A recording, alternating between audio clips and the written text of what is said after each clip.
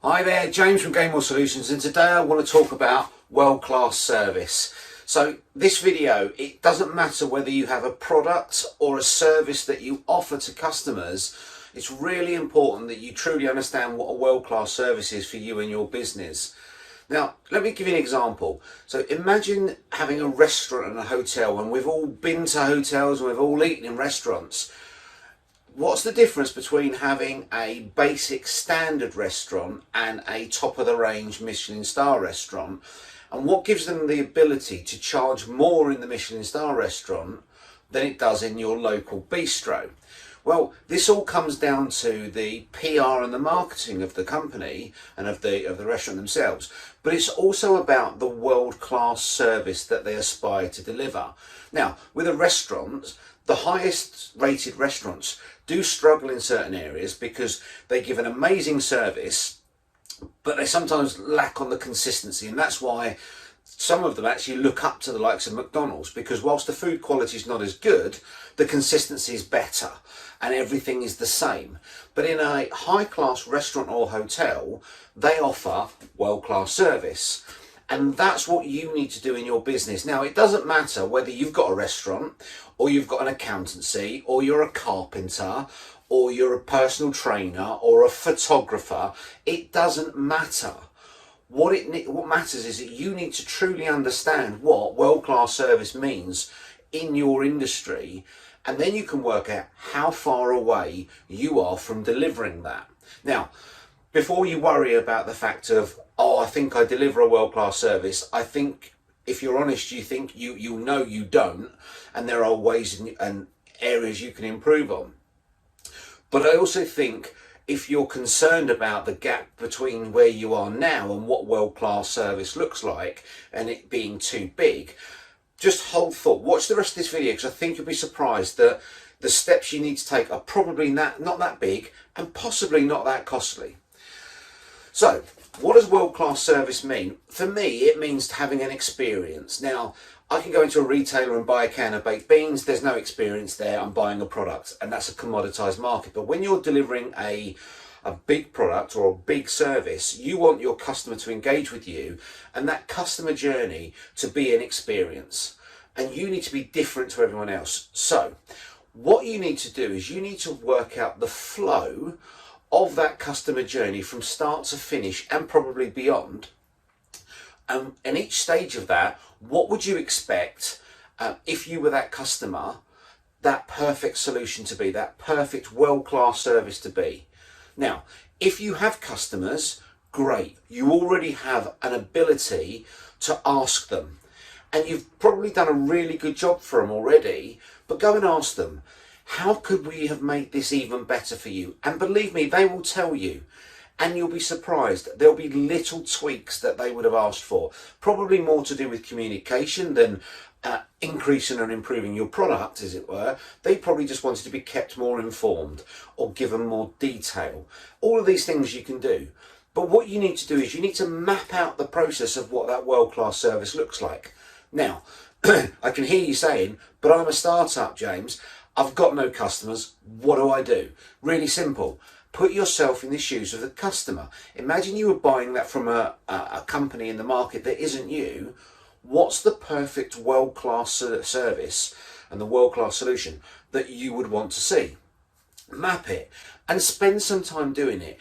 Have a whiteboard, get some post-it notes, put them on something, and then you'll find you'll probably need to move some of them around, but physically do it. Yeah, so let's think about this. Let's think about a restaurant. We take the high-class restaurant. So you go online and you view the restaurant's website. Perhaps on that website there are some videos of the restaurant and the surrounds. Maybe there's access to the menus. Maybe there's an introduction from the head chef. So you've got that sort of understanding of the restaurant. Then you go through and you book and you select. You get a confirmation email, which is pretty standard. Yeah, you might not have had all the website stuff beforehand, but you get a confirmation email. And then you turn up at the restaurant on the day, you have your meal, amazing service, amazing waiters and waitresses, great food, and then you pay the bill and you leave. That's a service. The world-class service that you could have could be, when you book, you then get your confirmation, and then following that, maybe the following day, you have a personalised video that says, "Hi James, thanks for your booking last night, looking forward to seeing you on whatever date it is." And that is a video, personalised video from the maitre d'. All of a sudden you've engaged and you've connected with the customer a little bit more. Now it could be a generic video that just says, "Hi there, thanks for booking," or it could be personalised. That takes a little bit more time, a little bit more money, but you can do it. All of a sudden then, maybe a few days later, you send them another communication that says, "These are the hotels locally and these are the sites to see whilst you're in the city." And maybe that's what you do. You give them more information about things they can do. When you turn up, you produce all of the process that you would anyway. Good food, good service, great experience. And then you follow that up, and maybe you get another video at the end that's personalised again. "Thanks for coming, hope you really enjoyed it. We'll take your feedback," and all of that. And then there's a review process. Now that's a really simple process, but imagine we look at the restaurant to begin with. It's book, eat, leave. Really simple. This world-class service is giving you more touch points and making that a whole experience. So what you need to do is, within your product or service, and again, you can be an accountant, you can be an IT provider, you can be a recruitment consultant, it doesn't matter. What matters is that you understand that customer journey and you map that out. So you map that out, and so you get the world-class one, and you probably won't be 100% accurate on it, but you'll get close to all the sort of key levers you need to pull. You map that out, and then what you do, and this is the hardest part because you have to be really critical, walk through your own process. Work out what your customer experiences with you directly, and you go through that process with the flowchart as well. And then what I would suggest you do, and try and do this visually if you can, but have the two flowcharts next to one another. I guarantee you the world-class service flowchart will be longer. It'll have more things in it. Yeah, it's going to have than yours. Look at what yours does, match it, and then look at where your gaps are. And where your gaps are the services that you can add into your process to make you move towards that world-class service.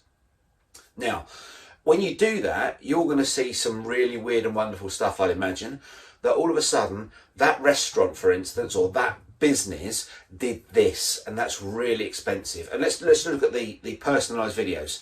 Personalized videos are not expensive, but they're time consuming. It might be that you don't have the time, effort, money, inclination to actually go and create hundreds of personalized videos for all of your customers, yeah, because you just don't have the time. Fine, there is a way around that. Make a generic video. Yeah, do the "Hi there, thanks for engaging with us, great to have you on board," all of that video, and that becomes your video. So you can tick that part off the flowchart. It's not exactly the same, but you are producing something in that area. When you've done that, all of a sudden your customer flow will get bigger. The time constraints won't. You won't be adding more time into that process. What you'll be doing is you'll be ticking more touch points throughout that process and getting closer to that world-class service. Yeah. Think about all the things you can do easier. It might just be you just need to send an email, an update email every morning at 9 o'clock to them. Well, you can automate those. Customers love that communication. They love being kept in the loop.